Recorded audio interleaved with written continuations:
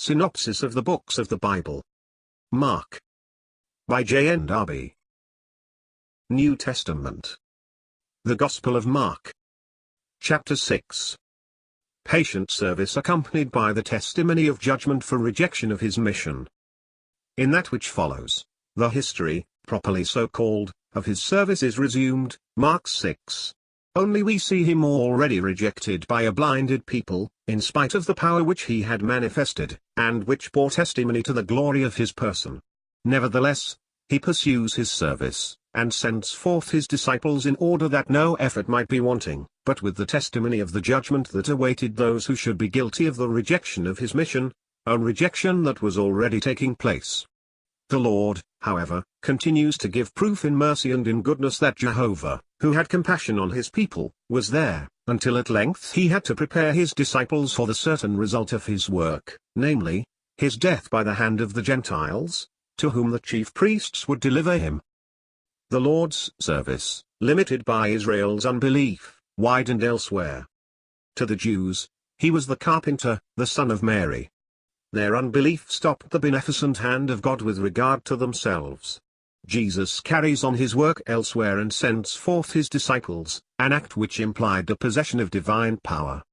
It was still to Israel that the mission they received from him directed them, and they were to pronounce judgment upon the land of Emmanuel, the land of Israel, as a polluted land, wherever their testimony should be rejected.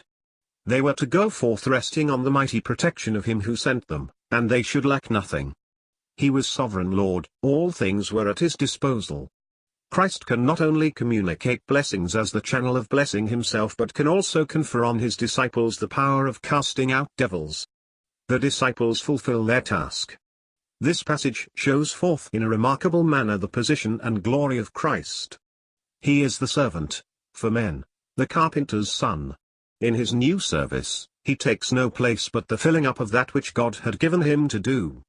He could do no mighty works because of their unbelief, ever ready to serve, but shut up, straitened in the exercise of his love, where no door opened to receive its influence, and nature judging according to sight never does. Only where a need was, his love, never tired, must work. The few sick folk profits by a love that despises none, because it never seeks itself. Divine power and love is shown in the dependent servant. But, in the following verse, he who could not work mighty works, because his service was dependent on divine conditions, on which God could found and carry on his intercourse with men, in order to reveal himself, now gives power to others over all unclean spirits, a power which is divine. Any can work miracles if God gives the power, but God alone can give it. They are to lack nothing, for Emmanuel was there, and to announce judgment if their message was rejected. Divine love had made him entirely a dependent servant, but the dependent servant was God present in grace and righteousness. The murderous opposition of the authorities in Israel, the death of John the Baptist. But the effect of all these manifestations of power is, that the conscience of the king who then reigned in Israel is awakened, and the evangelist opens to us the history of the murderous opposition of the authorities in Israel to the witnesses for the truth. Herod had put John to death, in order to gratify the iniquity of a woman who pleased him, iniquity that he shared with her. A dance was worth the life of the prophet of God. Such was the ruler of Israel. Jesus' compassion and power satisfying the poor with bread. The apostles return. Jesus withdraws them from the inquisitive and needy crowd, by going into a desert place, but the multitude followed him. Jesus, rejected as he is by the land he loved, has compassion on the poor of the flock, and manifests in their behalf the power of Jehovah to bless them according to Psalm 132. He satisfies the poor with bread.